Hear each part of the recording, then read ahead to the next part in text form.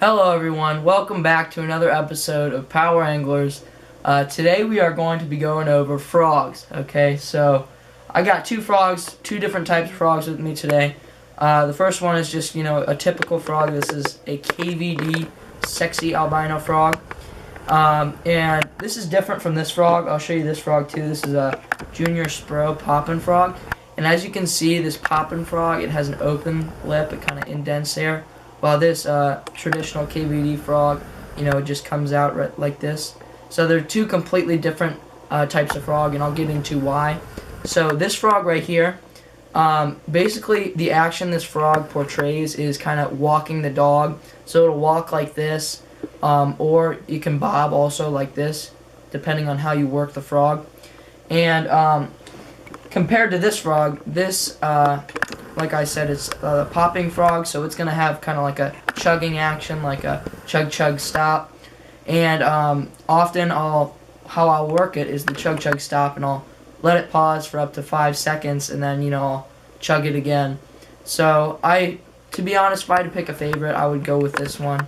I think the popping frog for me, it has just performed better. I don't know if it's the lake we were fishing in or what, but I seem to prefer this one over something like this albino frog.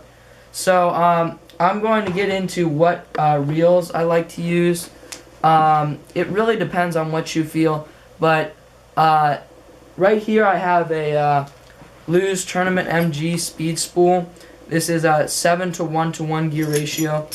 Now I like to use this because this 7:1 gear ratio, so you can get that fish in quickly. A lot of times when you're fishing the pads, there's a lot of cover around, and you don't want to get that fish snagged so you can lose it. So a 7:1 gear ratio is superb to get that fish in as quickly as possible.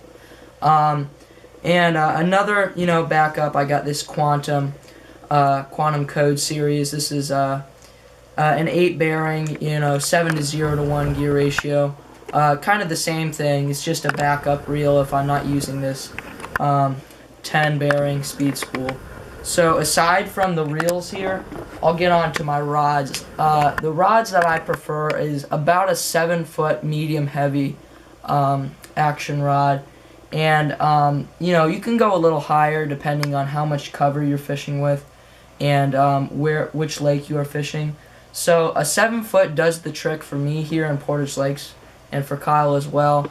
There's pads and cover like that, but there's not too much where you would need a 7.6 and a heavy action rod, so the medium heavy does a great job. Now last but not least, I'm going to talk about the line I would like to use for frogging. And what I use traditionally is 30-pound braid spider wire. That's my favorite brand. And that's the reason I use braid is because braid floats on the water, and of course your frog is going to float, so you don't want to be using anything like fluorocarbon that will sink and that'll kind of weigh your frog down, so you don't want to use fluorocarbon. Braid is the best bet. And like I said, 30-pound, but it totally depends on the type of cover you're fishing and how much cover is out there. For instance, if you're fishing a lake that has heavy pads and heavy mats, you might want to use 50-pound braid just so you have a little bit more power bringing it in over the cover. But yeah, spider wire is a great brand. That's what I use. So I would really recommend that. So that's all I have for frogging. I went over the reel, the rod, line, and the baits themselves. So thank you guys for watching. I hope I enhanced your ability to frog fish, and I hope you guys have a little bit more success with frogs in the future. So thank you all for watching, and make sure to subscribe.